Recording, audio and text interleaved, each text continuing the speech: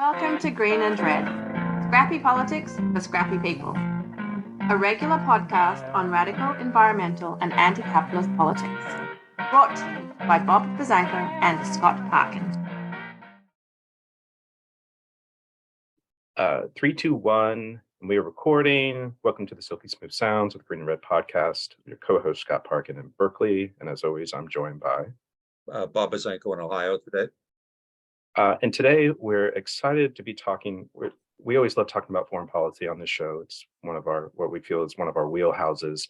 We love talking about history of foreign policy, and we're going to be talking about an iconic figure from a previous era of foreign policy history.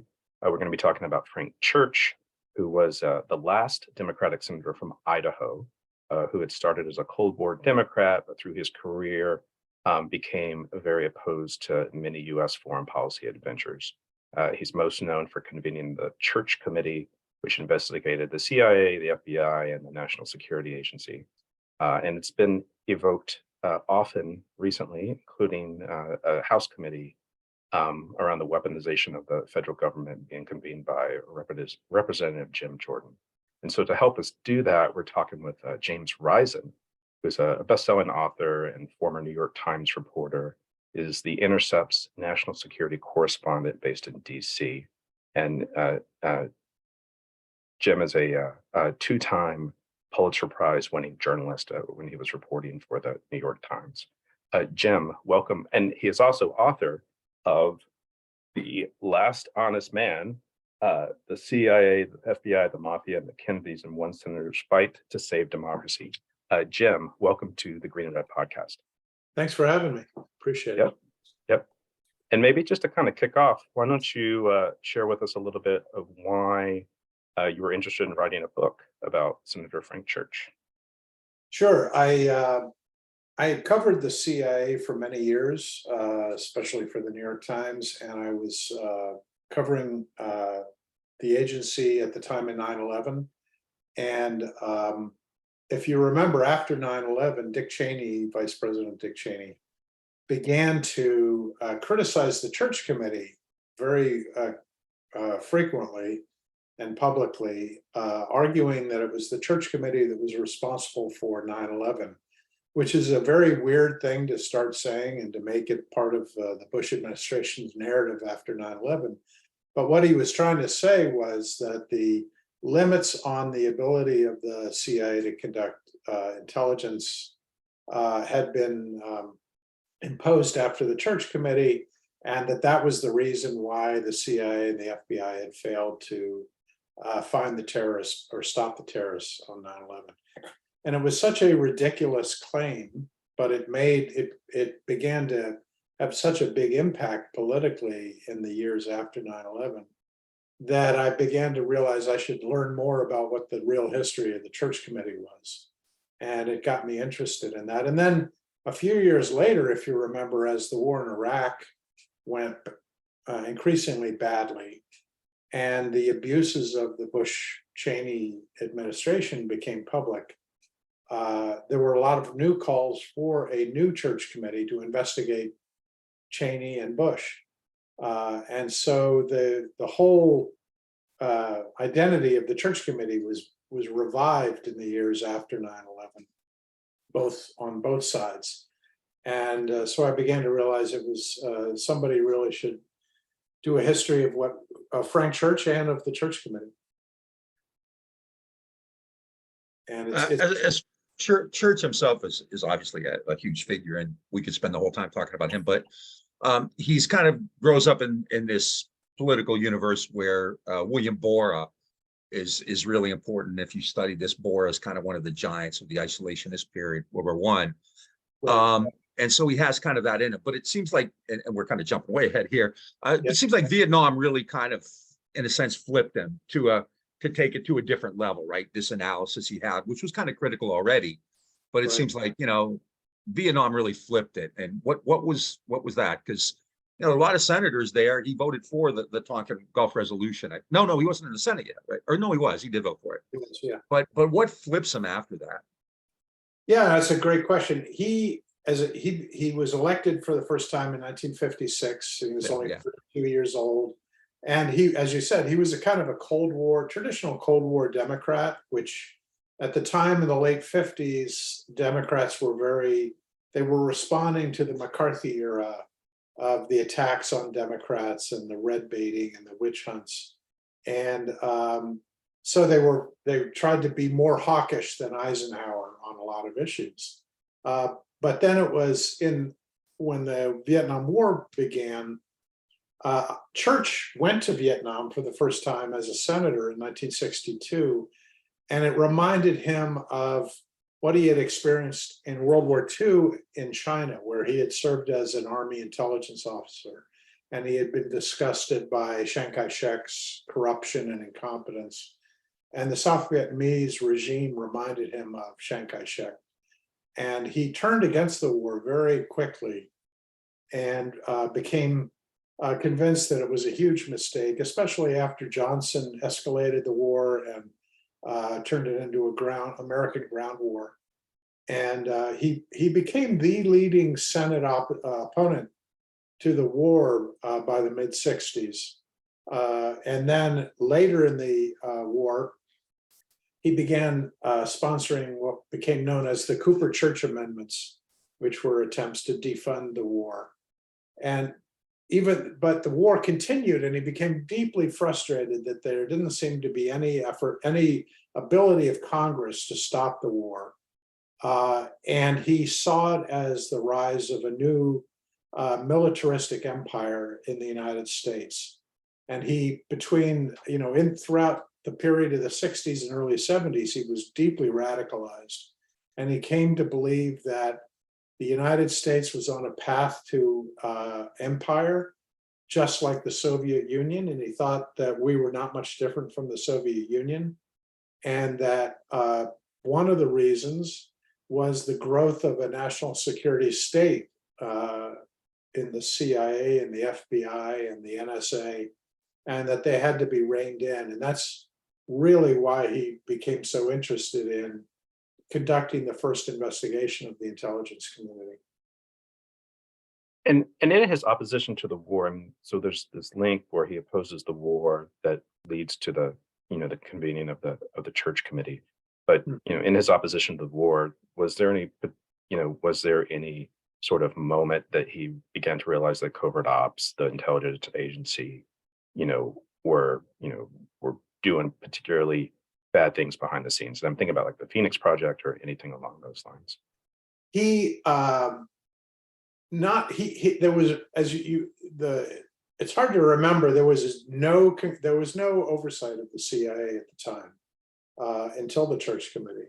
And so Congress really had very limited understanding of what the CIA was doing in Vietnam or anywhere else around the world for that matter.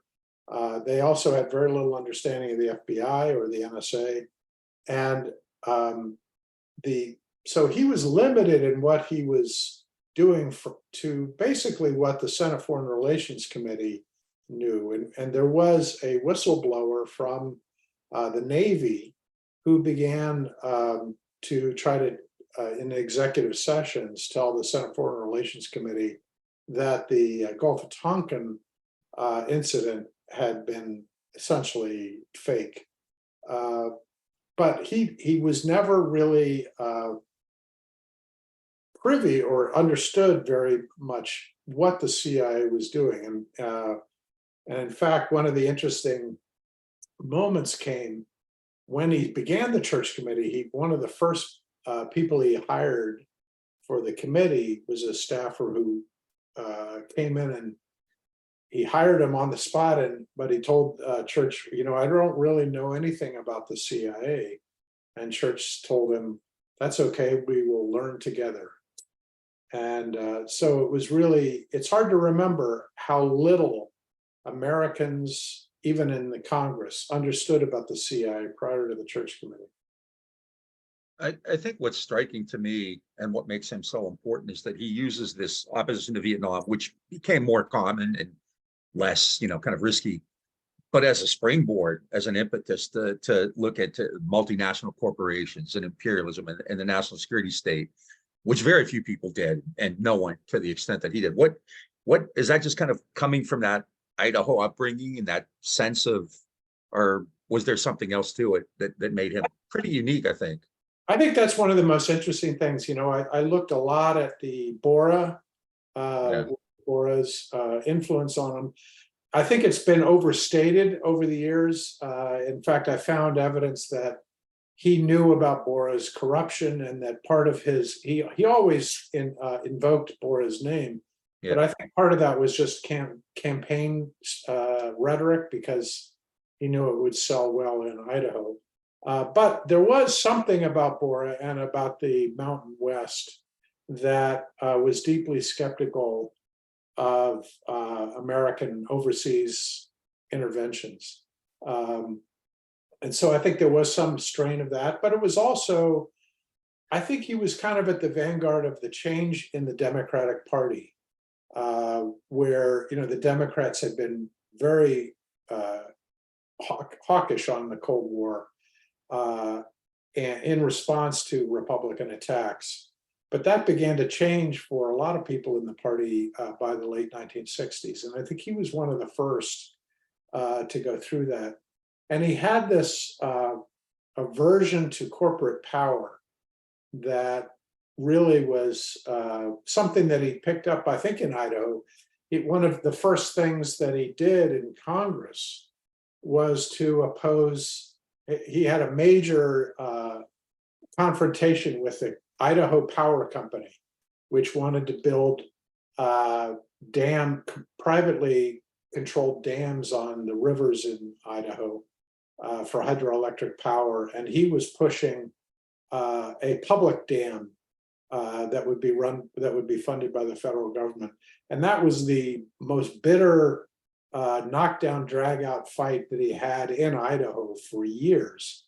And it really pit him against one of the most powerful corporate interests in Idaho early in his career. And I think that then played a role in influencing him as he began to attack multinational corporations later in the Senate in the early 1970s. Just to get into the Church Committee, just in the origins, the context background is like Watergate Committee had been going on. I believe Cy Hirsch had exposed the CIA for spying on anti-war dissidents. Right. There was a scandal with the Nixon administration around ITT, Right. and Chile. I'm wondering if you could just actually tell us a little bit about the origins of the Church Committee, just to give a little bit of an overview on that. Yeah, the Church, by the time the Vietnam War ended, he was really a star in the Senate because he had led the Cooper Church amendments, which really began to put a lot of pressure on Nixon to accelerate peace talks. But when the war ended, if you remember, Watergate happened right away. And he was shut out of the Watergate investigation by the Senate leadership, who wanted to have a more conservative face on the Senate Watergate Committee, Sam Ervin. And so so Church was kind of deeply frustrated that he was cut out of the next big thing. He had been a star on Vietnam, and now he was cut out of this. But he had a real interest in investigating multinational companies and their power in subverting American foreign policy around the world. And the evidence of ITT's role with the CIA began to come out through Jack Anderson, the investigative reporter, and Church jumped on that and they created a subcommittee of the Senate Foreign Relations Committee to investigate the CIA and ITT in Chile. And then they moved on from that to investigate other corporations like Lockheed and things like that. But the investigation of ITT and the CIA in Chile led to Church realizing that the CIA was lying to him about their role in the efforts to overthrow Chilean leader Allende. And that ultimately he began to pull on a thread that led him to want to investigate the broader abuses of the CIA and the Church Committee. When the ITT Chile connection there, also one of the things that the plumbers worked on as well. Yeah. Nixon's plumbers unit. Right. Yeah, and it was well, the ITT. It's a very strange story how that kind of came out.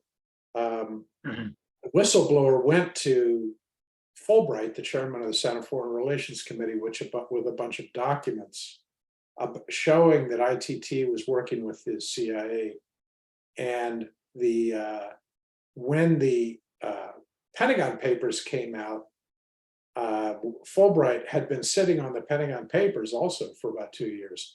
He got embarrassed by the fact that he had been sitting on those after Dan Ellsberg had given them to him.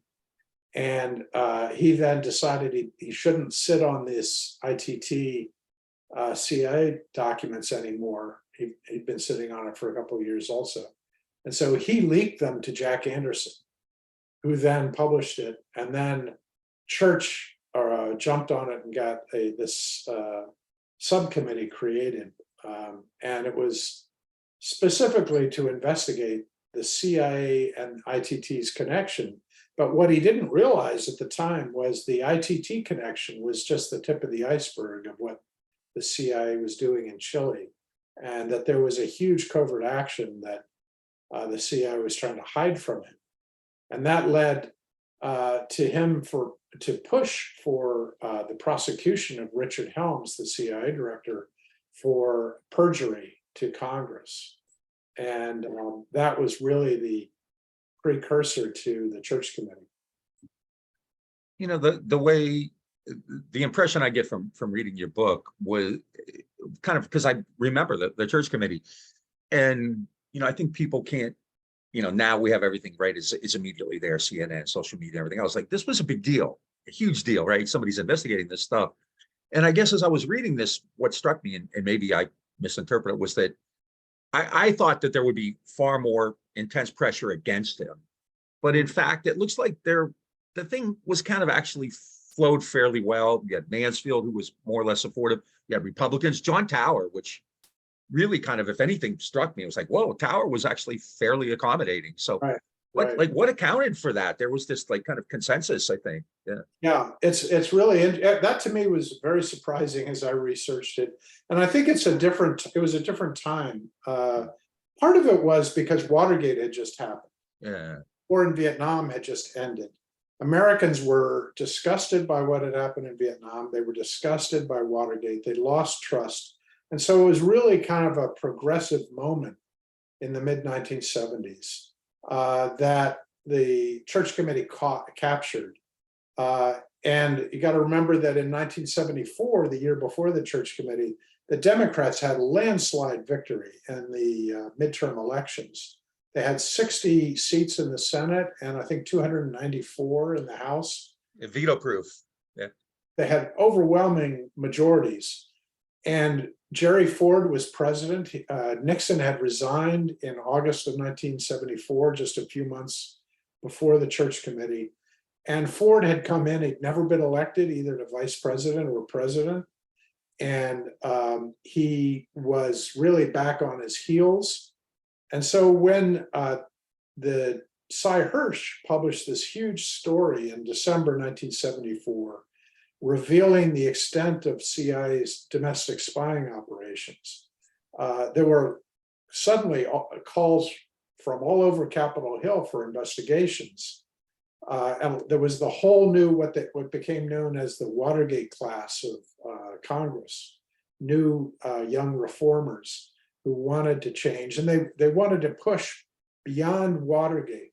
A lot of people, if you remember, were frustrated by the ending of Watergate because there were so many questions that had not been answered when Nixon resigned and the scandal suddenly ended. Howard Baker, who was a Republican senator, wanted to be on the Church Committee specifically because he was still concerned about the CIA's role in Watergate, and he didn't feel like the questions had ever been answered. And so at first, when the committee was created, Church and everyone else in Congress thought it was going to be primarily an investigation of the Nixon administration's abuses of the CIA, which hadn't really come out much in Watergate.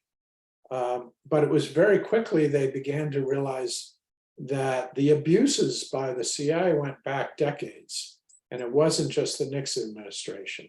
And that was really one of the watershed moments for the Church Committee, was when all this heavily Democratic Congress realized they had to investigate this mythic icon of John F. Kennedy and how he had used the CIA to try to kill Castro. Yeah, actually, let's follow up on that. This is we've actually been deeply involved with the Kennedy, Oliver Stone people. And so, who argue not along with them, but in not on the same side. But, as you know, this argument, which is becoming very popular on the left as well, is that Kennedy was a man of peace and he was going to change the world. And the CIA actually had him killed, right?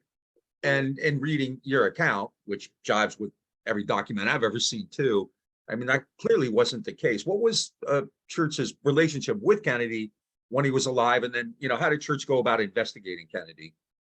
Yeah, Kennedy was the one president that Church was friends with. In 1956, Frank Church was a nobody, unknown candidate running against an incumbent Republican. And John Kennedy was in the Senate from Massachusetts at the time. And he actually came to Idaho to campaign with Frank Church. And Church never forgot that.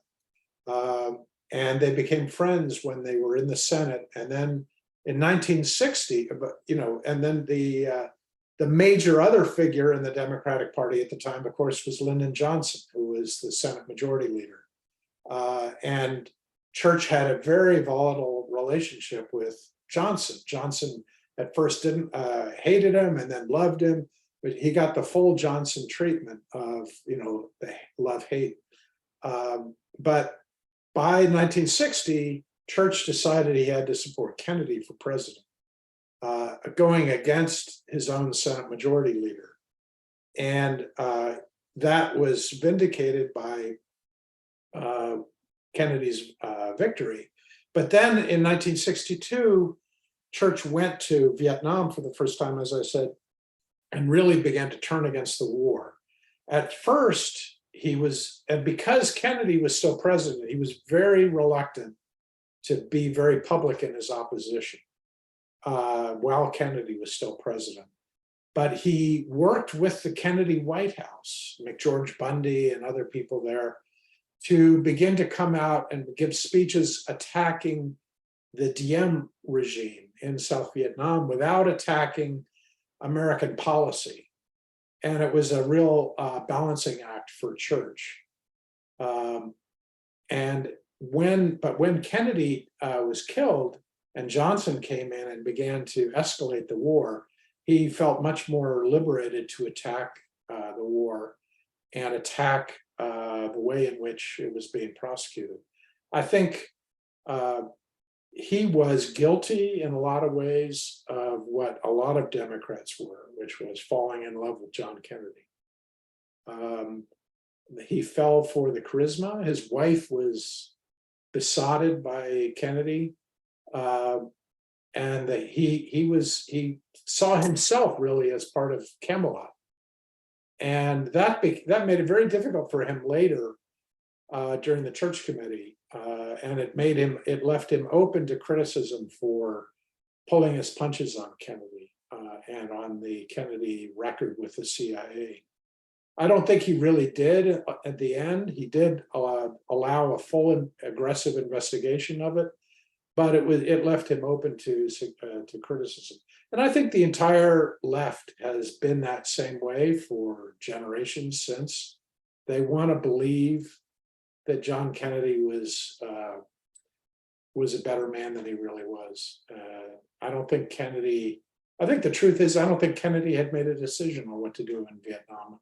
I think he was focused on getting reelected in 1963. And I don't think we know what he would have done by the time Johnson escalated in 1965. And I think it's such an unanswerable question that people fill in their own desires for what they want to believe would have happened. And on the committee, when they started investigating the assassination of foreign leaders, that became an issue too, because you start looking into Cuba, and it goes back to Eisenhower and Kennedy's deeply involved in that. And was that difficult to kind of go public and say, hey, it's everybody, it's not just Nixon. Yeah, that was the key issue that ultimately the committee was very bipartisan in most respects. Like John Tower did work very closely with Church to get documents out of the CIA and the White House. The one issue that ultimately became a partisan issue to some degree was this issue of, during their investigation of the assassinations of foreign leaders, Castro, Lumumba, and others, the question became, one of the central questions became, was the CIA acting in a rogue way, or had they been following orders from the presidents? And clearly the investigation that was conducted by the Church Committee and the final report the facts show unmistakably that they were following orders from both Eisenhower and Kennedy, and then later Johnson and even Nixon. But that was something that Church was widely criticized for not accepting that. He believed that the evidence of presidential authorization was incomplete and inconclusive, and he had come to believe that the CIA was operating as a rogue, what he called a rogue elephant. And Barry Goldwater, who was on the Church Committee as a Republican, heavily criticized Church in public for what he called, trying to protect the legacy of John Kennedy by saying that there's no proof that any president knew about these plots. The interesting thing is the actual facts, if you read the actual report, all of the facts that point to presidential authorization are there and included. And yet there was a conclusion to the report that says, it's unclear whether the presidential authorization happened.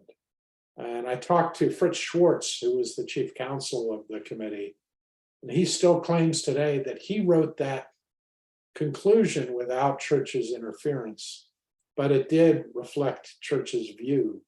And so it was interesting. You had both the substance of the report showing without a doubt that the presidents were involved, and then the conclusion, which is just a brief conclusion saying, well, we can't prove it.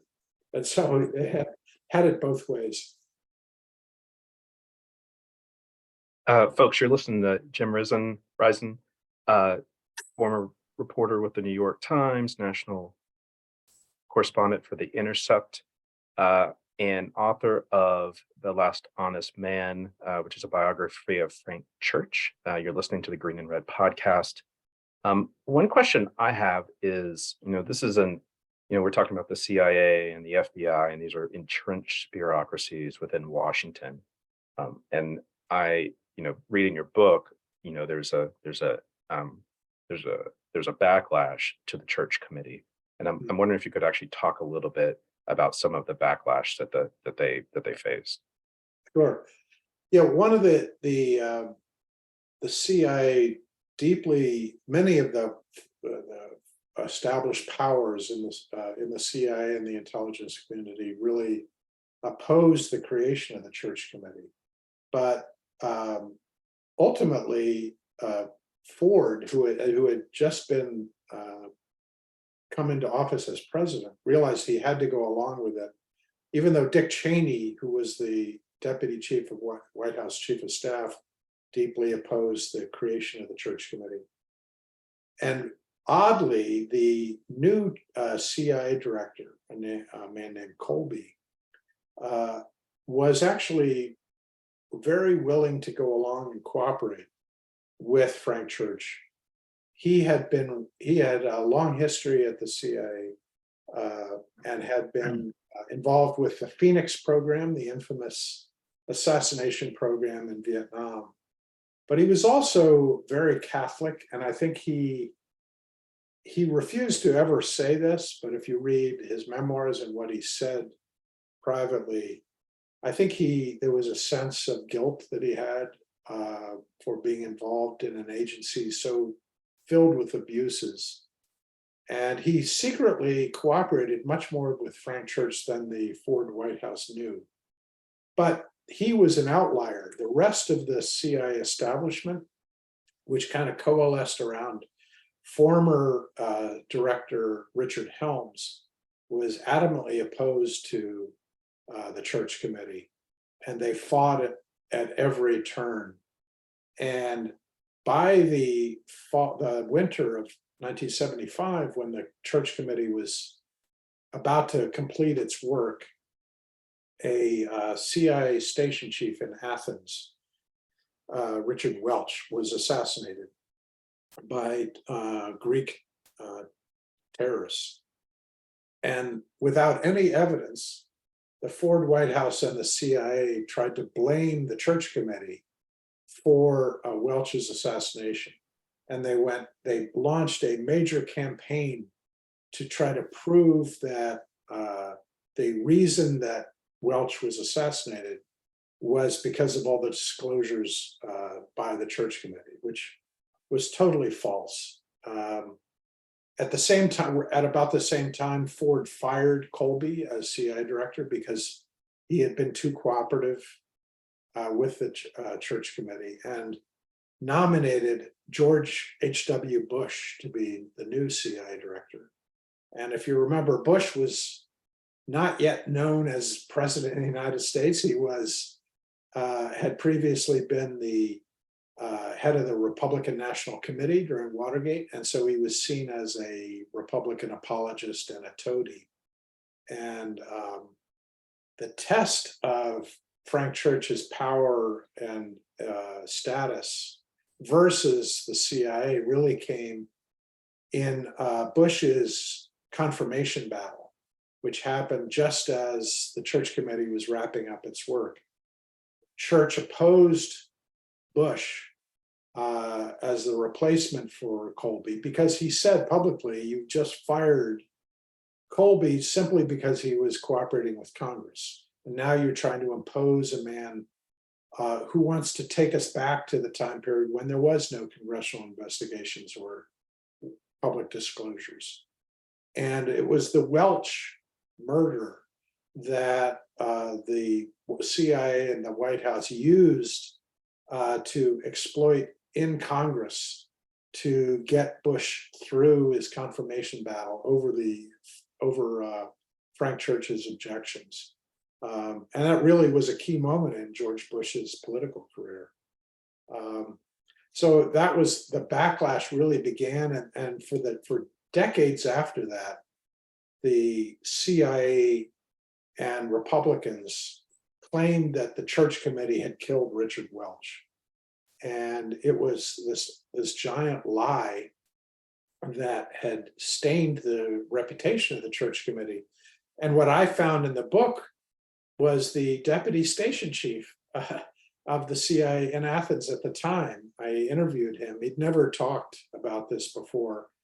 And he admitted that the reason Welch was killed was because of the toxic political climate in Athens at the time, in which there was a right-wing junta that had been in power, and they invaded Cyprus again, and then Turkey invaded Cyprus, and the Greek nationalists believed that the United States had allowed Turkey to invade them to fight them in Cyprus. It was very complicated, but they hated the CIA as a result of that, and so they leaked the names of all the CIA officers in Athens to the Greek press that they knew about, including Richard Welch's name. And so his name had been leaked about a month before he was killed by the Greek intelligence service, not by the Church Committee. And so I think that's an important fact that I uncovered. I remember the Welch case, and by and large at the time, it seemed like the committee was looked at pretty favorably, especially coming on the heels of Watergate and the end of the Vietnam War, this sense that, these guys are finally going to be held accountable. Right. Well, first of all, is that correct? And secondly, why did Church's campaign just kind of flame out? One would think that he would have been a pretty viable candidate, especially in the aftermath of Watergate. Right. Yeah, the Church Committee was pretty popular prior to the Welch killing. Welch killing really led to a decline in their popularity, public popularity, and popularity in Congress. But luckily for Church, that came at the end of the Church Committee's work, not the beginning. But prior to that, they'd had a lot of public support and really bipartisan support in Congress for the most part. Church's presidential campaign, one of the problems he had was that after in late 1974, he had decided to run for president in 1976. And he was just beginning to develop, a staff and organization when Cy Hirsch's story came out about the CIA domestic spying. And he realized, and then there were calls for a CIA investigation. And he really wanted to do that because of his background on Vietnam and his belief that the CIA was out of control, that the national security state was a secret, was subverting American diplomacy and democracy. And he couldn't make up his mind between whether he wanted to run for president or run the committee. And so he tried to do both. But when Mike Mansfield, the Senate Majority Leader, met with him to discuss chairing the Church Committee in January 1975, he made him promise not to start campaigning for president while he was running the committee.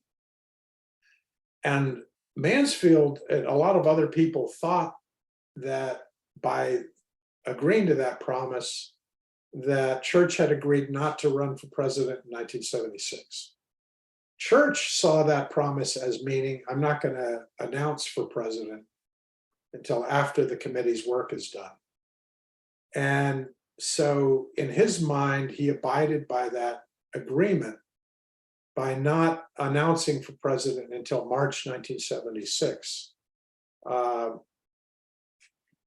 so as a result, he got into the race so late that Jimmy Carter already had a commanding lead. And he couldn't really there was no way he could catch up.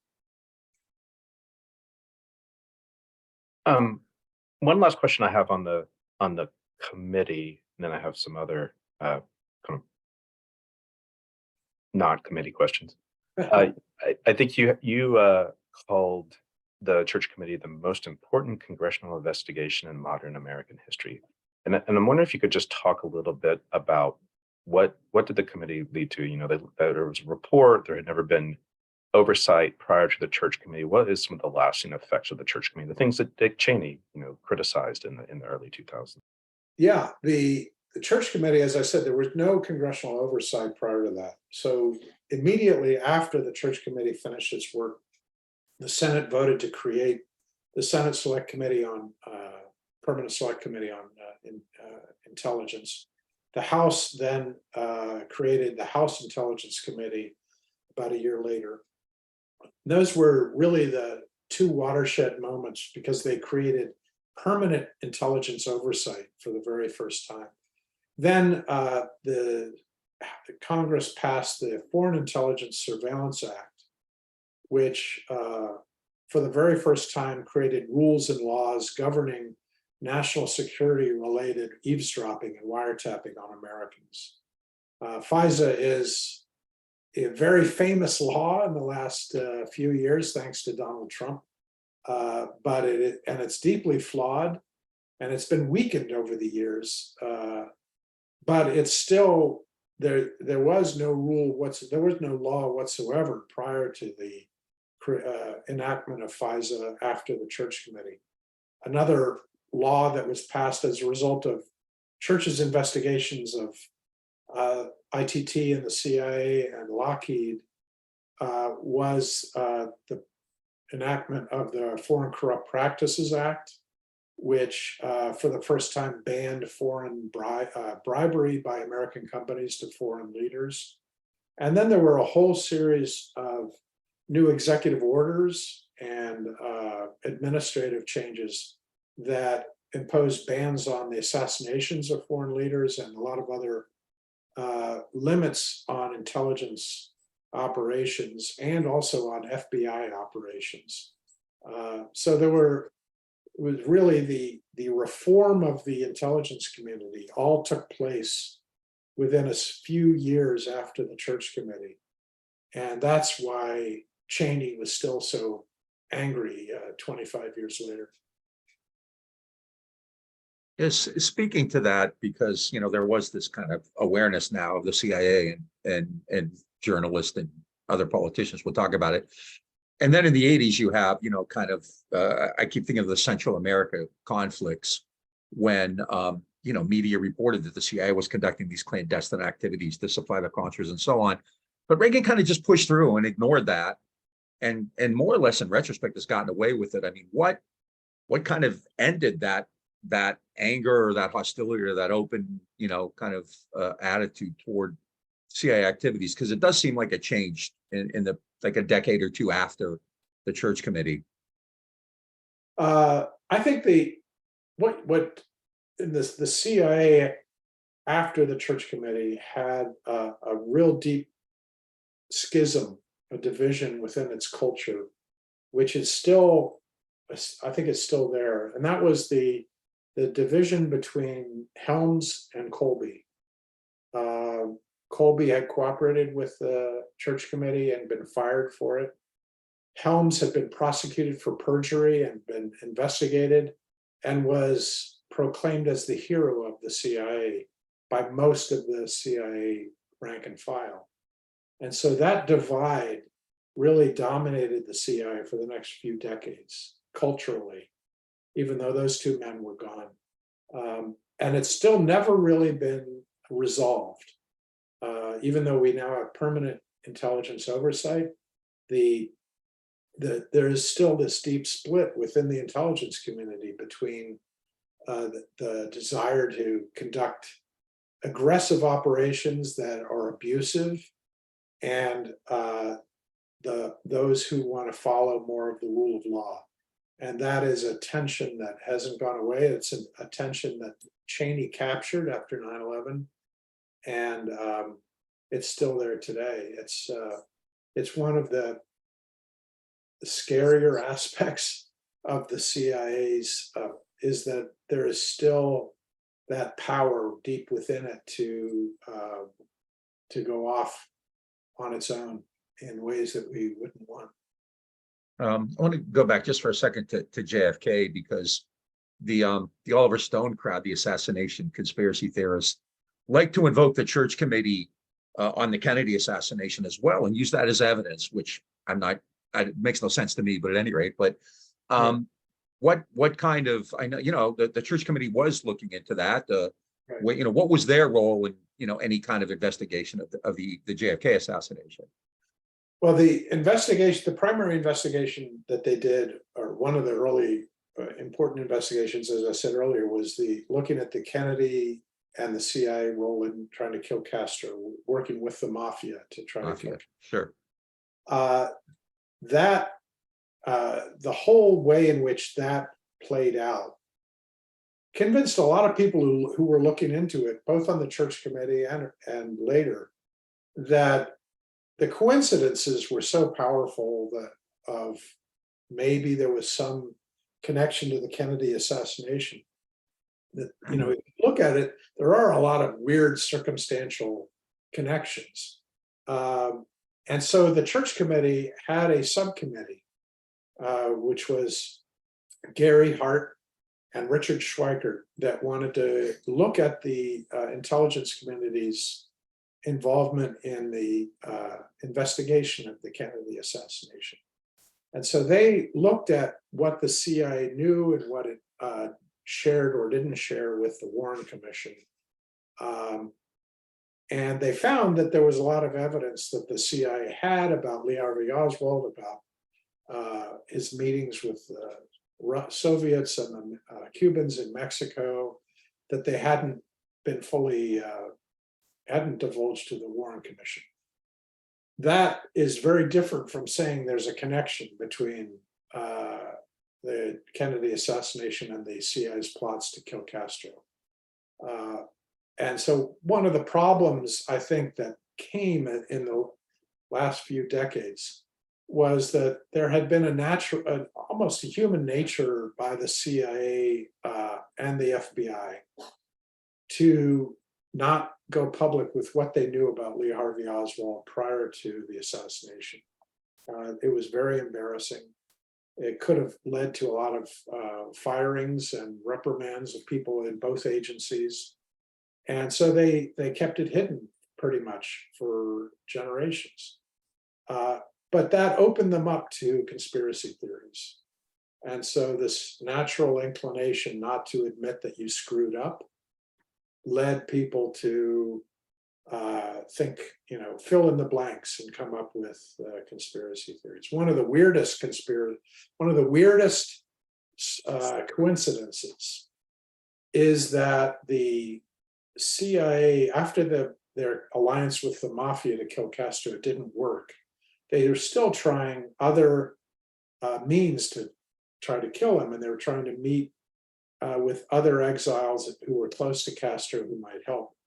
And on November 22nd, 1963, CIA officials met in Paris with a top exile of former Castro aide to plot his assassination. And they left the meeting to find out that President Kennedy had been assassinated. Like I said, that's something we've talked about a good deal, and it's always useful to get kind of corroboration from documents and from evidence. Right. So right. it's kind of a setup question. So I think it goes. I always think of Occam's razor. Like, do you really think that after 60 years, people would be able to keep that secret? And that's what we say all the time. So thank you. Unless Bob has any questions about the committee, I was going to go off and ask. No, go ahead. Yeah, my next question is, and I know we're starting to run short on time, is that Church and his family and his staff actually helped get Biden elected to the Senate. They actually played a role after the Biden's family tragedy of getting him not to drop out after, right after he had been elected. And I'm kind of curious what you think Church, who had become increasingly anti-imperialist through his Senate career, would think about Joe Biden now, who is the sort of center of U.S. foreign policy and the establishment. I think, I think Biden was deeply influenced by Church's foreign policy views. During Biden's first Senate campaign in 1972, Church had sent his foreign policy advisor to work on Biden's campaign. And at the time, Vietnam was the big issue. That was the period when, the Vietnamization was underway and the war was winding down. And the American people had really turned pretty strongly against the war. I think that experience influenced Joe Biden on Afghanistan. I think he saw Afghanistan in much the way Church saw Vietnam. It was an unwinnable war. We were supporting an incompetent, corrupt regime that didn't have the popular support, and that we were wasting American lives and American money. And I think that's the way Biden viewed Afghanistan. And I think in Ukraine, I think he's much more much more focused on kind of traditional American diplomacy, which is very Europe-centric. So I think the difference between the way Biden's handled Afghanistan and the way he's handled Ukraine, I think, gets back to the issue of determining what are core American interests. And Church, I think, would have agreed that Europe is a core interest. One element of Church's legacy, which is really surreal, I think, is that you now have these people on the far right invoking him to prove that there's a deep state. And this obviously comes out of, a lot of it comes out of Trump, right? Right. Like, how did that happen where Church is held up now by these like kind of lunatics, you know, Right. who Right. It's really interesting. I didn't expect that. I was working on the book when that started.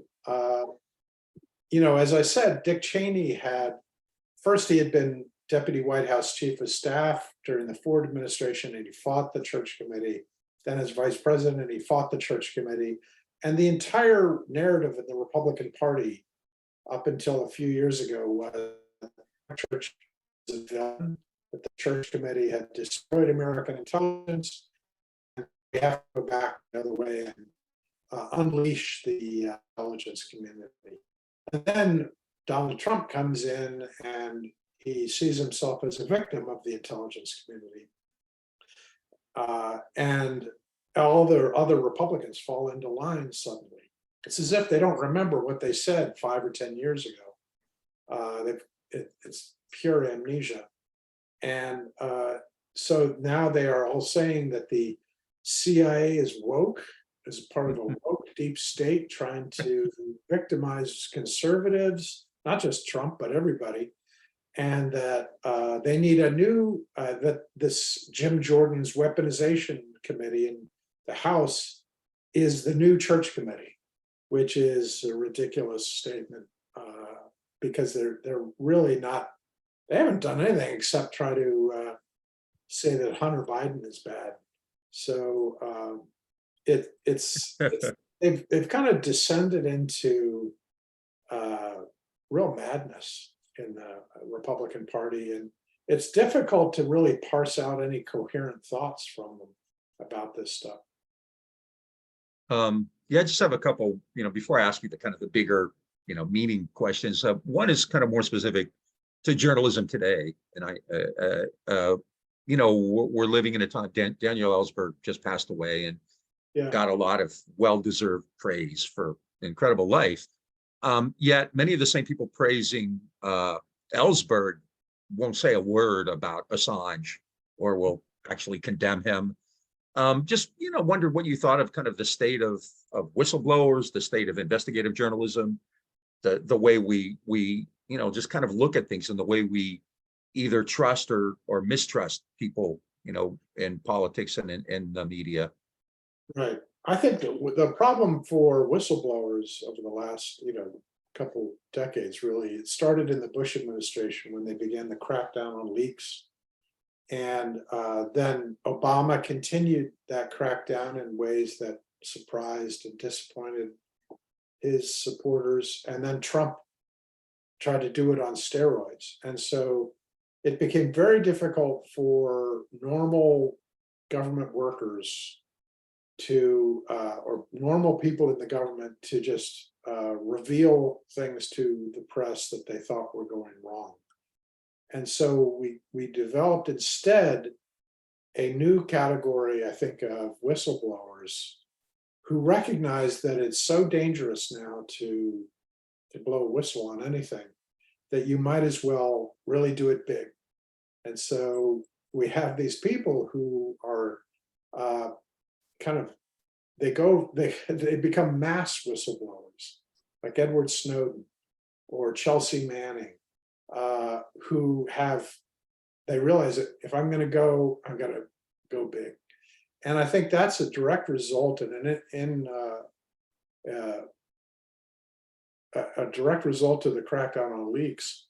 And I think it's made it more difficult because for normal people in the government, for not normal, but everyday people to actually tell the truth about what's happening. It's made reporting much more difficult in Washington on a daily basis because so many people are afraid to talk. And I think it's also led to an even more draconian crackdown on leaks. And I blame, to some degree, I blame the press because today for failing to understand the consequences of the way they are treating whistleblowers. You look at this kid from the army who just leaked all these documents The sheriff. onto this gaming platform or whatever. The press has been having it both ways. They've been writing about how crazy he is, what a fascist he is, and then saying, oh, but look at these documents. These documents are really interesting. I'm going to write a story about them. And it's almost like they put him through he's like a cattle being put through a slaughterhouse, and they're getting every piece of the content they can out of him. And so I think that makes people very, it's a kind of a nihilistic attitude towards whistleblowing today that I think is dangerous for the press if we don't realize that there are human beings involved in these cases. Yeah, Assange, who I believe is being tortured, the stuff he came out with was also reported in the New York Times and the Washington Post and Network TV, and nothing has come of them, and they all did the same thing. Right. I think there's the Assange case is very troubling because no matter what you think of Assange, and I think he did hurt his reputation by what happened in 2016, but he's not being prosecuted for that. He's being prosecuted for the things that he did with the New York Times and with the Guardian and other organizations. And it's the indictment is a very dangerous, could impose very dangerous limitations on investigative reporting, because it's really goes to the heart. The way they structured the indictment goes to the heart of the relationship between a source and a journalist. And he's being prosecuted basically on the idea that he helped Chelsea Manning find ways to leak documents or get documents. Well, any reporter who's done work with a source will tell you that you talk to your source about how to get information. It's just, and so it really creates a very fine line between prosecuting Assange for what he's done and prosecuting any other reporter for what he's done. And I think that's the great danger in that case. I mean, I could talk to you for 2 more hours, but I know we're getting close. The last thing is just kind of on a personal note. Is there anything, like Daniel Ellsberg, like I said, meant a lot to many of us. Is there anything like kind of that memory you have of him or something about him that you think is really meaningful? Yeah. Actually, funny you should say that. I'm writing a piece about him right now. The Intercept. I did a big interview with him. I think it was in December. It was right before he got his diagnosis. He announced his diagnosis. And it's going to be mostly about, or not all, but a lot of it is our discussion of his relationship with the New York Times, which is pretty interesting. And then kind of the backstory of how he leaked, some of the things that we talked about earlier about how he went to the Senate first and how frustrated he got. I think one of the interesting things that I didn't know is how many people he tried to give the Pentagon Papers to before he actually went to the New York Times. Yeah, Frank Church is an iconic figure, and it's really good that somebody's out there kind of putting out this big book about him. Scott and I always talk about politics today, and we invoke, like I said, before we came on, I invoke Church all the time. That we have these crazy Republicans calling Harris and Biden socialist or whatever.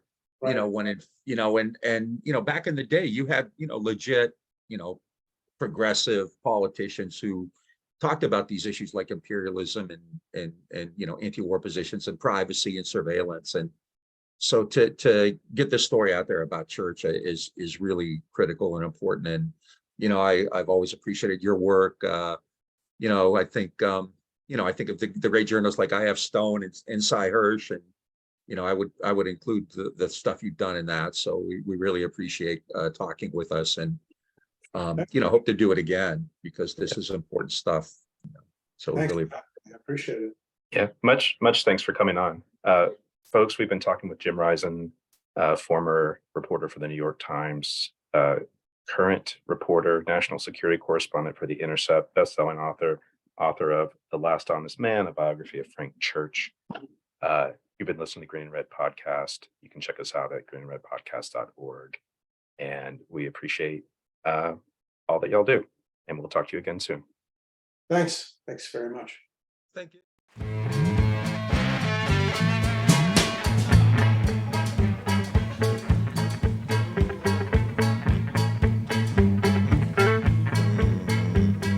Who can kill a general in his bed? Overthrow dictators if they're red. Fucking amen. CIA man. Who can buy a government so cheap? Change a cabinet without a squeak. Fucking amen. CIA man. Who can train guerrillas by the dozens? Send them out to kill their untrained cousins. Fucking amen. CIA man.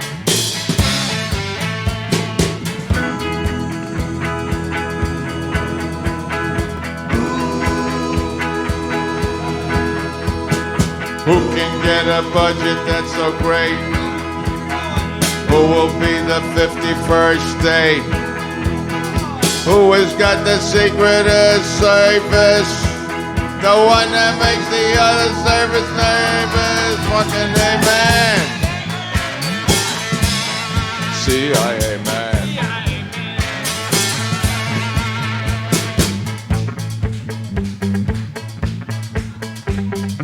Who can take the sugar from its sack?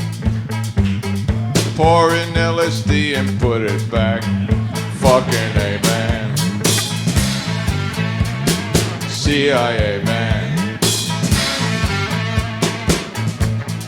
Who can mine the harbors, Nicaragua? Out-hit all the hitmen of Chicago. Fucking amen. CIA man.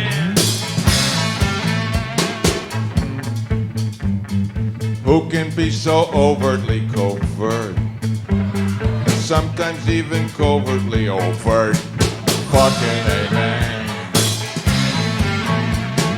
CIA man.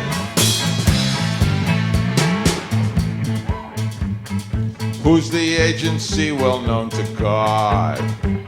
The one that copped the staff and copped his rod. Fucking amen. CIA man. Fucking amen. CIA man. Fucking amen. CIA man. CIA man. CIA man. CIA man. CIA man.